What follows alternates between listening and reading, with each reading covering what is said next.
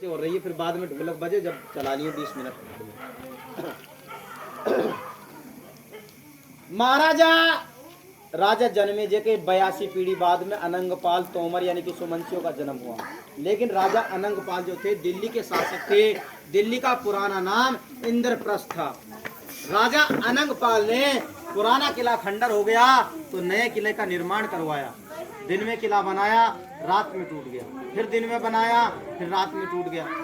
अनंगपाल राजा ने ब्राह्मणों को बुलवाया। उन्होंने कहा बोलो भाई दिन में चुप। हाँ दिन में किला बनाता हूँ लेकिन रात में अपने आप टूटता है, मतलब क्या है? ब्राह्मणों ने कहा कौरव पांडवों ने युद्ध किया है, राजगद्दी तुम नहीं कर सकते अनंगपाल। अनंगपाल ने कहा मैं तोमर वंश यानी कि सोमवंशी ठाकुर हूँ, अगर मैं ही इस बार गद्दी पर नहीं बैठूंगा तो राज्य किसको मिलेगा? अनंगपाल की बात सुनकर ब्राह्मणों ने कहा बोलो कोई बात नहीं, ऐसा काम करो एक लोहे की किल्ली ला कर दो, उसको मतर करके वो किल्ली गड़ाएंगे दरवाजे की चौखट पर। लेकिन एक बात ध्यान रखना राजा अनंगपाल, वो किल्ली शेषनाग के फन में जाकर धस जाएगी जिसने धरती रोक रखी है। अगर तुमने ये किल्ली उखाड़ी तो तुम्हारे पास से दिल्ली का राज चला जाएगा। अनंगपाल तोमर ने कहा मुझे तो राज्य से मतलब है, किल्ली से कोई मतलब नहीं पड़ेगा। राजा अनंगपाल ने किल्ली गड़ा दी तो किल्ली गड़ने से नाम हो गया दिल्ली, पहले उसका नाम इंद्रप्रस्थ रखा गया। अनंगपाल राजा ने बड़े अमन से उसे राज किया। बड़े बड़े मंदिर, बड़ी बड़ी इमारतें, कुएं, बावड़ियां बनवा दी। अनंगपाल राजा के 2 लड़कियां हो गई। एक लड़की कन्नौज में ब्याह दी गई, राजा विजयचंद की पत्नी जयचंद राठौड़ गहलवार की माँ। एक लड़की अजमेर में सोमेश्वर की पत्नी पृथ्वीराज चौहान की माँ। एक दिन अनंगपाल ने सोचा भाई 100 हाथ के कुआं खुदवाए, बावड़ियां बनवा डाली, कोई शेषनाग नहीं पाया है और ब्राह्मण तो हमको पागल बना गए तो यहाँ दरवाजे की चौखट पर शेषनाग है। आज इस किल्ली को खोद के देखूंगा कि बात सत्य है या झूठ है। अनंगपाल ने धीरे धीरे लोहे की किल्ली को उखाड़ना स्टार्ट कर दिया। जब एकदम से वो बाहर आई, उसकी धार जो थी वो खून से लगी मिली। राजा अनंगपाल को कहने लगे, विचार सोचा, बोलो ब्राह्मण के गए वो बात तो सत्य, लेकिन जब तक उन्होंने दोबारा किल्ली गड़ाई शेषनाग आगे सरक गया, किल्ली ढीली पड़ गई। अनंगपाल बिचारी मन ही मन में बात दबाएंगे तो भाई राज्य तो मेरे पास से छूटेगा, क्योंकि मेरे पास से किल्ली उखड़ गई है तो राज्य मेरे पास से जाएगा। अनंगपाल अपने मन में दबा करके इस बात को बैठे रहे। कुछ ही दिनों बाद में अनंगपाल की पत्नी जिद करने लगी, बोल महाराज हम तो गंगा नहाने जाएंगे। राजा ने कहा रानी गंगा नहाने चले जाए, लेकिन दिल्ली किसको देकर जाए? अभी लड़का हुआ नहीं है जिसको राजधानी दे जाऊं। अनंगपाल ने कहा तो रानी ने कहा बोलो महाराज बात तो तुम्हारी सत्य है, लेकिन एक बात हमारे दिमाग में है, लड़का अलग नहीं है और लड़की का लड़का अलग नहीं है। पृथ्वीराज चौहान जो है वो अजमेर पे बैठा है, उसको बुला लो, उसको दिल्ली पर बैठा दो, इतने हम ले जा। बहुत अच्छी बात है। अनंगपाल राजा ने पृथ्वीराज चौहान को बुलाया और पृथ्वीराज चौहान चंद्रभाट दोनों अजमेर से चल के दिल्ली पर आकर बैठे। जब अनंगपाल राजा गंगा के लिए तैयार हुआ तो पृथ्वीराज चौहान ने कहा बोलो नाना जी ये राजधानी तो मुझे देकर जा रहे दिल्ली की, लेकिन इसका मुझे सबूत दे जाना पड़ेगा। अगर आपके जाने आने के बीच में किसी ने इस पर आक्रमण कर दिया तो मैं उससे राजगद्दी यानी कि उसको राजगद्दी सौंप दूं या उससे लड़ाई लड़ूं, क्या करूं? अनंगपाल राजा ने बिना सोचे तांबे के पत्थर पर लिख दिया, कोई भी राजा आए उससे तुम लड़ाई लड़ो, उसके बाद राजधानी दो। बोलो ठीक है नाम। अब लिख करके साहब गंगा नहाने चले गए। राजा अनंगपाल गंगा नहाकर 6 महीने में वापस लौटे।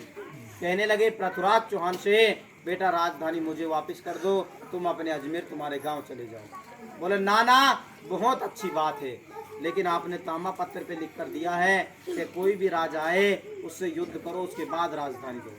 अब कोई राजा में तो नाना जी आप भी कोई राजा हो, अगर मेरे से लड़ाई लड़ते हो तो मैं दिल्ली तोमरों को दूंगा, सुमंसियों को, नहीं तो दिल्ली गद्दी आपको नहीं मिल पाएगी। अनंगपाल राजा ने पूरे परिवार मंत्रियों को बुलाया, बोला क्या किया जाए? सबका एक ही कथन था कि दिल्ली चौहानों को दे दी जाए, ये देवते हैं, हम नाना है, राजगद्दी को सौंप दी जाए, हम अपना राज अलग बनाएंगे। अनंगपाल राजा, तुंगपाल राजा परिवार लेकर, मंत्रीगण लेकर, सोना सर्फी लेकर, घोड़े लाद कर यहाँ से निकलने के बाद पहुँच गए कहा जो कि पाली रूपापुर के पास में अनंतपुर स्टेट, अनंतपुर गद्दी बसाई। अनंतपुर के बाद राजस्थान पहुंच गए, जहाँ पर भिंड यानी कि झुंझुनू के पास में पाटन गद्दी रही तोमर सुमनसियों की। तो सुमनसी ठाकुर अभी तक शायद मेरे हिसाब से ये 84 गांव हैं, इनमें अभी तक कोई कुलदेवी को पूजने नहीं गया है। सुमनसियों की कुलदेवी पाटन में है, झुंझुनू के पास पड़ती है, जहाँ तोमर भी उसी कुलदेवी को पूजते हैं और सुमनसी भी उसी कुलदेवी को पूजते हैं। वहाँ से तुंगपाल से तोमर वंश निकल गया भिंड मुरैना में, और अनंगपाल के लड़के हो गए 3, जिनमें बड़े लड़के का नाम राजा शांतनु, जिन्होंने शांतनपुरी बसाई, जिसका दूसरा नाम सांडी रखा गया संमत 1330 में। सांडी का पहला नाम शांतनपुरी था, ये 1121 में बसी थी। शांतनु के लड़के आसलदेव, आसलदेव के मानदेव, मानदेव के साजनदेव, साजनदेव ने इसका नाम शांतनपुरी हटा दिया, 1330 में सांडी धर दिया। सांडी से ही वंशावली चली गई सहवाजपुर पर, और राजा सांडी से ही साजनदेव के 4 लड़के हुए, कुंवर लक्ष्मण देव, कुंवर दिलीप सिंह, कुंवर पूरनमल, 4 लड़के हुए थे, जिनमें दिलीप सिंह थे सबसे छोटे। उनके तो 24 गांव मुसलमान हो गए, जो शाहबाद के आसपास में मुसलमानों के 24 गांव हैं, उनके कट मार दिया गया, उनसे कोई वंशावली नहीं चला, उनकी वंशावली अलग हो गई। इधर सहवाजपुर पर वंशावली गई। दूसरे नंबर के लड़के का नाम वरुण देव, राजा वरुण देव, जिन्होंने बरवन बसाई। बरवन से आप लोगों की ये 84 गांव माने जाते हैं। तीसरे नंबर के लड़के थे, जिनका नाम था श्री कुंवर। श्री कुंवर राजा यहाँ से निकल के बेला प्रतापगढ़ पहुंच गए। तो बेला प्रतापगढ़ में सुमनसी वंश बहुत बसा है, जहाँ पर राजा भैया राज करते हैं, वो भी सुमनसी ठाकुर है। इतिहास सुमनसी वंश का आगे चलकर मैं बताऊंगा।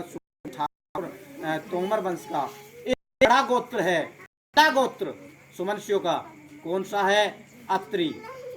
सुमनसी ठाकुर यानी कि तोमर वंश का बड़ा गोत्र है अत्री। उसके बाद में सुमनसी और तोमर अलग अलग हो गए, तो सुमनसी ठाकुर का गोत्र है व्याघ्रपद। व्याघ्रपद, वैसे बहुत से पंडित लोग कहते हैं भैया गोत्र, कहीं भैया बता देते हैं, वो अशुद्ध है, और उसको शुद्ध करेंगे भैया गोत्र ही है, लेकिन नाम गलत बताते हैं। शुद्ध नाम उसका व्याघ्रपद है। सुमनसी ठाकुरों की कुलदेवी चिकलोदरी माता है, जिसको सिचलाई माता कहते हैं, राजस्थान में स्थान है। सुमनसी ठाकुरों का वृक्ष है, गूलर की पूजा सुमनसी वंश किया करते हैं। सुमनसी ठाकुरों का वृक्ष यानी कि गूलर माना गया, और इनका निशान हरा माना जाता है सुमनसी ठाकुरों का। सुमनसियों की नदी का नाम तुंगभाद्रा मानी जाती है। सुमनसी वंश का हथियार के खड़ग दशहरा के दिन हथियारों का पूजन करते हैं सुमनसी वंश। इतिहास गांव में साथ 1-2 मकान राठौड़ों का भी है। अभी सुमनसियों की आधी वंशावली रह रही है। बरवन के बाद आप लोगों की पहले राठौड़ वंश का 2-3 मकान है, कोई आए हैं, सब नहीं आए राठौड़ ठाकुर। यहाँ बैठे राठौड़ वंश कोई बैठा है? चौहान है।